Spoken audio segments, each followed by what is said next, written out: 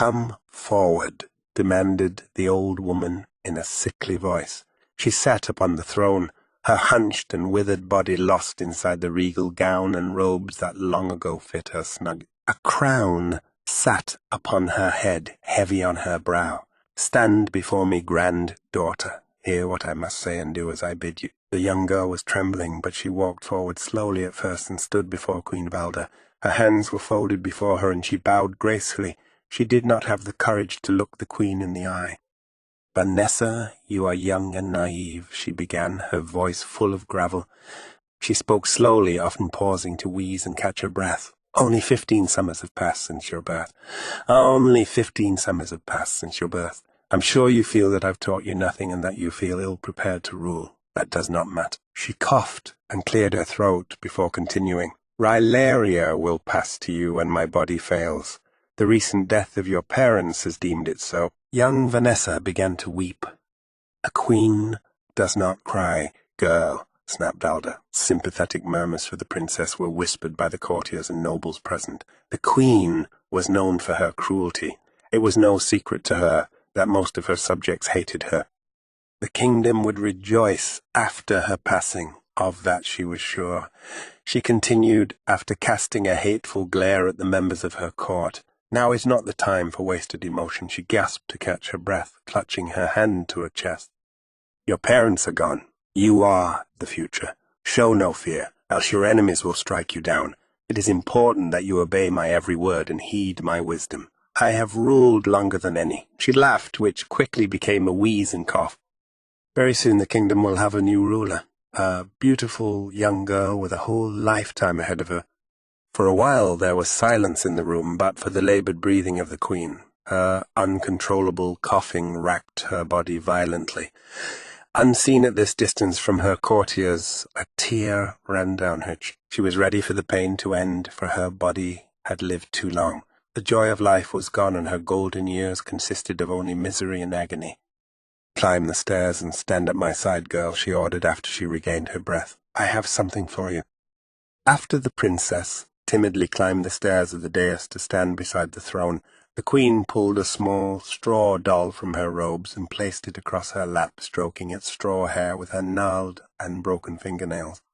Vanessa reached for the doll on the queen's lap, and her hand was slapped violently and cruelly. The sharp sound echoed throughout the hall, and again a whisper of discontent rose from the crowd. The queen glared at her subjects hiding in the shadows of the room, and she responded angrily, doing the best to raise her voice. "Silence, you impotent dogs! If you are disturbed by my actions, then draw your daggers and come forth to slay me." She paused, coughed, and waited for a response to her challenge. None came. In fact, the men and women in the room slunk deeper into the shadows. "I thought as much from you gutless, grovelling swine." Turning her attention back to her granddaughter, who was still rubbing the welt on her hand, she lowered her voice and began to speak. "This gift is not for your hands now, girl, but it will be soon. It shall remain on my lap until I pass. After you, and only, you shall take the doll. You shall hold it tight and let no harm befall it. Do you understand, girl?" The princess nodded, still too terrified to look her grandmother in the eyes.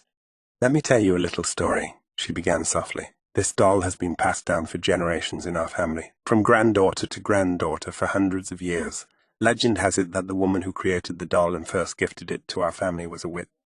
She gripped her robes with her left hand and the doll with her right, as she stiffened and waited for the pain to pass. Silly, right?" The princess nodded in silence. "I do have a sort of love for you, Vanessa. I have become attached to you. More so with your mother, as I knew her longer. I do regret that she had to pass. The only thing that is important now is that you take care of the doll. It must remain in the family, or misfortune will be the result. It will give you the wisdom to rule. I know you will do well when my body is dead. I know you will be a great queen, just like me. Hold it close tonight and think of your mother. It will... Hold it close tonight and think of your mother. It will... She clutched her breast again and released a heavy breath. It would be her last. When enough time had passed, and the people in the room were sure the queen was dead, the throne room erupted in relief and a celebration ensued. Before her handmaidens could shuffle her away from the dead queen, the princess reached out and snatched the straw doll from her grandmother's lap. The girl, because her eyes never left her feet, had not witnessed the eldritch wisp that escaped the queen's mouth with her last gasp of life. She was unaware that the near-invisible swirling mist disappeared into the straw head of the ancient heirloom. She held the doll close as she was marched out of the room. Later, in Vanessa's bedchambers, servants tucked her into bed, kissed her cheeks, hugged her in celebration, and explained to her that tomorrow would be a bright new day for both her and the kingdom of Ryleri. She drifted off to sleep, hugging the little straw doll and dreaming of happier times. Sometime in the night, the ghostly green wisp slipped out of the doll and into the mouth of the sleeping princess. Balder opened her eyes. The first thing she was aware of was the crisp, clean air that filled her lungs and the lack of crippling pain that usually came with breathing. She bounded out of bed and looked at herself in the standing mirror. She took a deep breath again and smiled. She twirled in the mirror and laughed with excitement as she revelled in her newly acquired youth and beauty. Sighing in relief that the transference had worked again, she threw open the shutters and gazed down upon the kingdom she would continue to rule. She vowed to herself that those grovelling insects would rue the day they whispered ill of her. She could not wait to hear what all the good folk would say about the late queen. She returned to the mirror, giggling to herself, staring for a time in awe of her new being. The skipping from one life to the next was not always without regrets. She wondered what her granddaughter may have become one day if allowed to live, but she tried not to dwell on it. She had grown quite fond of her daughter and regretted having to get rid of her, but she preferred to occupy the more youthful body of her granddaughter. It was easier convincing the young to hold tightly to the doll anyway. 15 was old enough to rule, and those who would take advantage, thinking her but a child, would quickly regret it. After all, she was 7, 132 years old, and she had learned a thing or two about dealing with her enemies. Starting anew was always so exciting and fun. She stared into the mirror and smiled. With this young body, it would not be difficult to attract suitors. It would not be difficult to bear children, and perhaps if she lived long enough and started soon enough, she would pass the doll to a great-granddaughter this time. Life was good again, and she rushed off to begin her day as the new queen.